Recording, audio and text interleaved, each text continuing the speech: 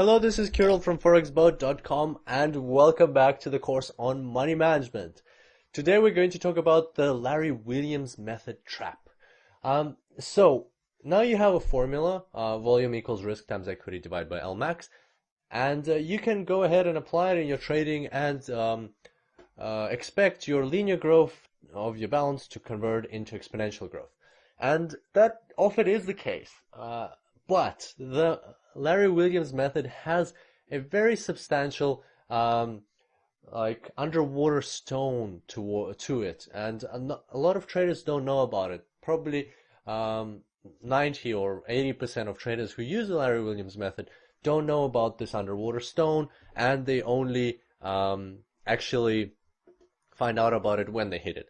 And that's exactly what happened to me, and I want to use this opportunity, this tutorial, to help you avoid that mistake. And before we continue, I wanted to say that this is the first time that I've actually come up with a way to explain it. Like a lot of my materials that I present, I've somewhat explained to somebody, or in one-on-one sessions I've talked about these things. But this particular concept or explanation of the trap, I just came up with it just for this particular tutorial, I think, like when I was preparing the materials 1 or 2 days ago. So you're going to be like the guinea pig, and but I really hope that it will be a good explanation, and you'll be able to understand it. So without further ado, the Larry Williams method trap. Alright, so in front of us we've got an example of an exponential growth of balance, very similar to the one that we had previously. And before we go into this particular example, let's assume that the strategy behind this balance growth had a rule that the stop loss was equal to the take profit, and it was equal to 50% of whatever money you had on your account at the time you conducted the transaction. So let's understand what exactly happened with these trades that created this exponential growth. Originally we had 4 units, so we won't say $1,000, we'll say 4 units of funds on our account, and those 4 units earned us 2 units. So this particular case is less radical than the previous one, where we had $1,000 and it was earning every positive transaction was earning us $1,000 as well. So in this case, $1,000 would earn us about 500, which is still very extreme, but a bit more realistic. So let's assume that 4 units of currency or 4 units of funds earned us 2 units because of a profitable transaction. Next we had 6 units and they earned us 3 units. So always you're earning half of what your balance is at the time.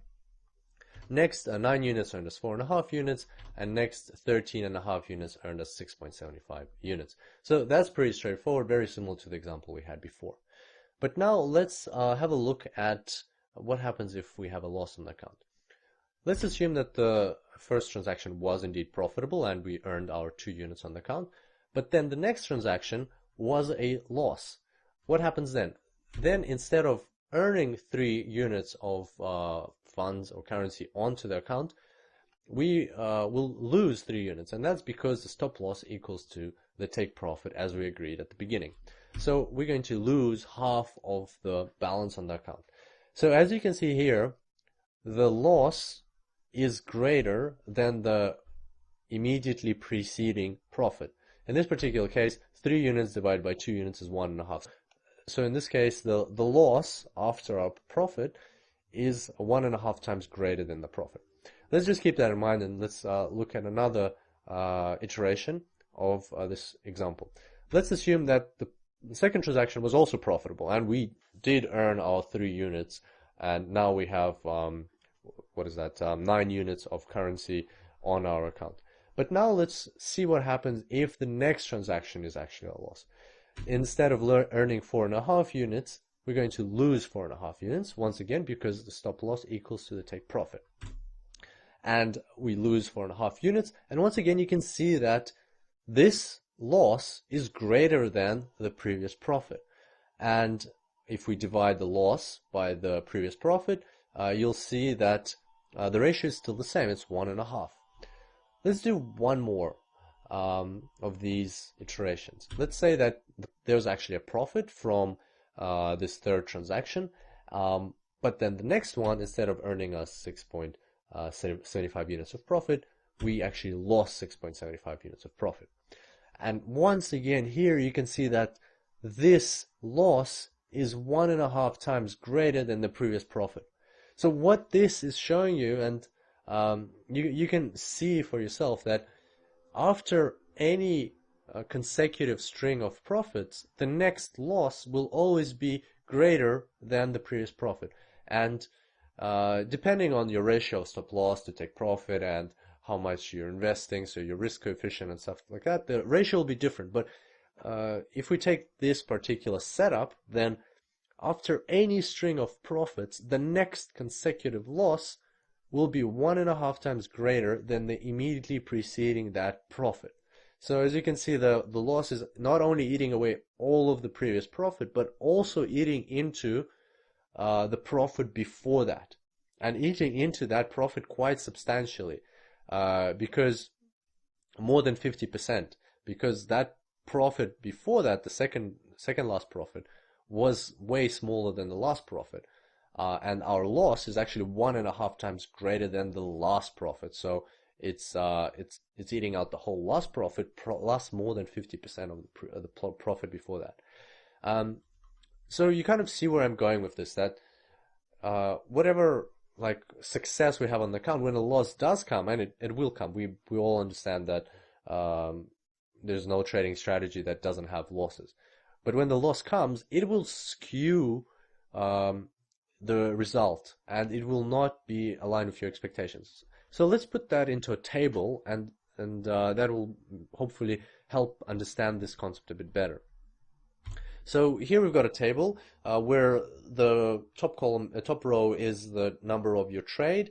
The second row is your potential profit from the trade if the trade goes well, and your last row is the loss that trade will bring if that trade is not successful.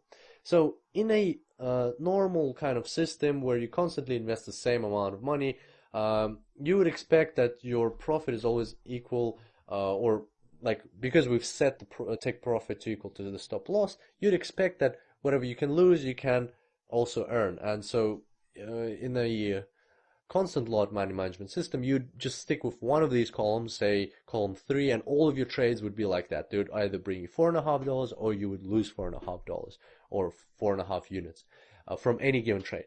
But in the Larry Williams money management method, you cannot have that expectation. From what we saw, every loss will always be 1.5 times greater than the previous profit. And so the actual risk is skewed towards the losses. So the chart should be like this. For every profit that you expect, say for +2 units, the expected loss is actually -3, because it will come after that profit. So for the profit +3 units is aligned with the -4.5 units loss. The 4.5 units profit is aligned with the -6.75 units loss. So what that actually says is that even though we've set an expectation that the stop loss equals to the take profit equals to 50%, that's not the case. The actual situation is the effective stop loss is actually 1.5 times greater than the effective take profit. And that is the trap of the Larry Williams method. Most traders set up their trading system, they have a ratio between the stop loss and take profit, and in the linear model, in the linear constant lot or constant contract money management method, it all works fine, it works perfectly well for them, and the system brings them profit in the long run. But as soon as they switch to the Larry Williams money management method in hopes for an exponential growth of their balance, they run into this problem, and they don't see it. They don't understand where it's coming from, but it is there. Their stop loss has just increased by 50% or whatever it is, depending on the setup. But in this case, imagine being a trader who's using this system. You expect the stop loss to be equal to the take profit, but in reality, the effective stop loss is 1.5 times greater. And let's say your break-even was, obviously, your break-even was at 50% win. So if your stop loss is equal to take profit, and we exclude commissions from the calculation, then you will always break even if you are winning half of your trades. But with this change, with the effective stop loss being 1.5 times greater than expected, the break even is at 60% wins. So if you're, in this particular case, a trader, and you were getting, say, 57% wins, then in a linear model, you were earning money and you were seeing profits on your account. But as soon as you switch to the Larry Williams money management method, inevitably you're going to lose money because your break even, you're not even reaching break even. At 57%, you're below your break even, which is now 60%. But traders don't know that, and they run into this problem. And that's what happens to probably like 80 or 90%. And I learned my lesson the hard way, but I hope that this tutorial will caution you and help you understand that there is this underwater stone with the Larry Williams method, and you have to be very careful with it if you decide to apply the Larry Williams method.